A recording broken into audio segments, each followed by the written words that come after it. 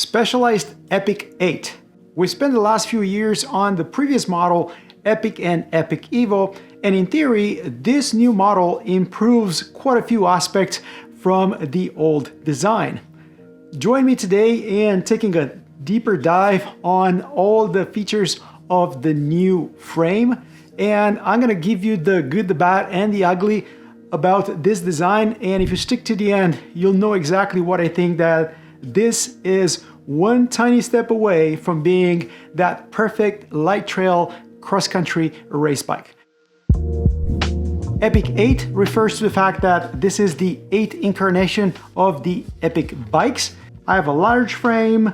The seat post is still 30.9 millimeters. You have room for 2 water bottles in the front triangle. They kept that threaded bottom bracket, which is appreciated.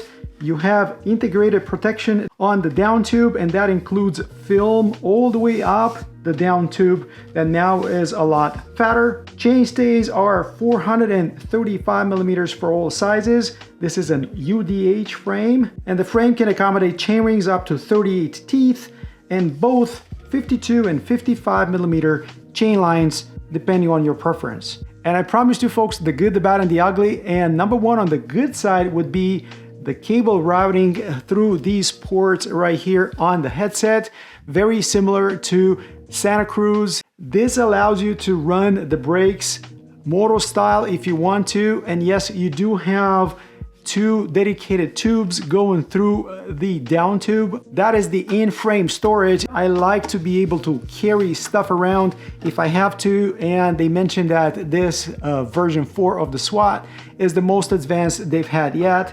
If it's nice and snug, you have that lever that's easy to actuate, and it's sealed all around the door.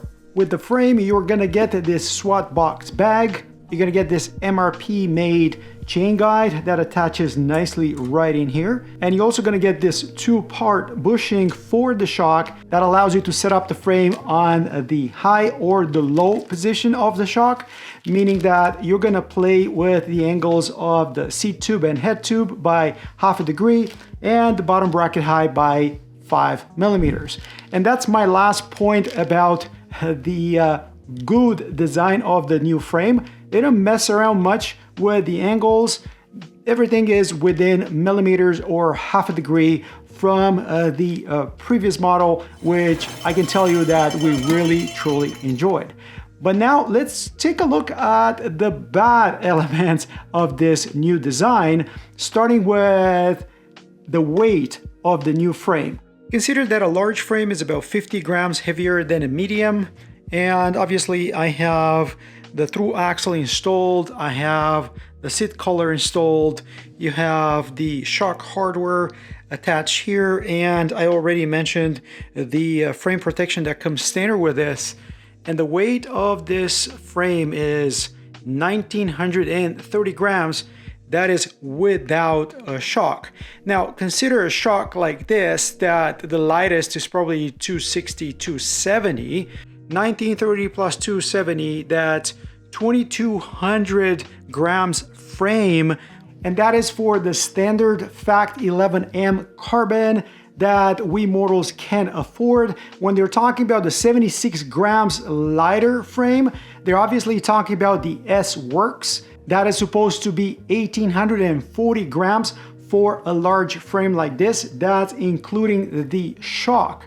They also say that the S-Works frames is 170 grams lighter than the standard carbon. So 2010 grams as opposed to 2200 grams. So Specialized, where's the other 190 grams coming up from for this frame? Now the lengths that they went through to achieve that weight is pretty extreme. Take a look at this. Right above the shock, you actually have a big mama hole. I know they're gonna tell you that this hole is needed to get you access to the remotes and things like that. But don't you guys, wash your bikes? What are you gonna do when you put water through here? What are you gonna do on that muddy ride when all that dirt and debris and muck just gets into the frame? What are you gonna do? Just take out your bottom bracket just to clean up the inside of the frame? I don't know, I don't have an answer for that. I'm very unhappy with this design choice. And this frame is about 150 to 200 grams heavier than the previous generation Epic and Epic Evo. You gotta believe me on that. I did all the calculations right. Now, if the weight is not a barrier in your decision, the next one, the ugly, might be. And I'm talking about the completely custom headset.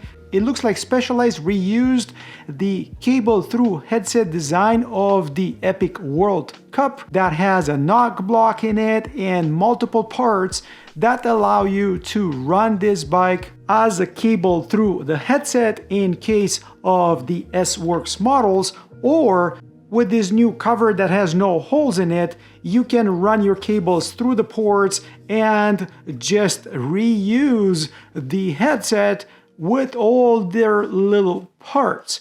Forums are full of people complaining about noises coming out of this headset, and they are on version 2 of the multiple part design trying to fix that. So when I'm talking about this frame being one small step away from being the perfect bike, I'm definitely talking about the Proprietary headset that is borrowed from World Cup. This was not used on the previous bike, and the only complaint about that 7th generation Epic is the cable routing only on one side of the frame. Now, call me a sucker because this is my frame. I bought it with my own money, and I am willing to put up with all this that I just mentioned because for me, this Epic 8 is the 2-pound lighter Santa Cruz Tallboy that I've been riding for a lot of years.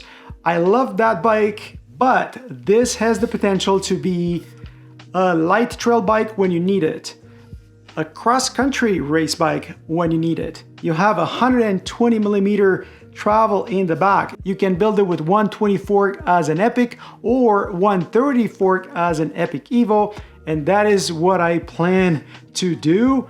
I will let you guys guess what fork I'm gonna get installed on this.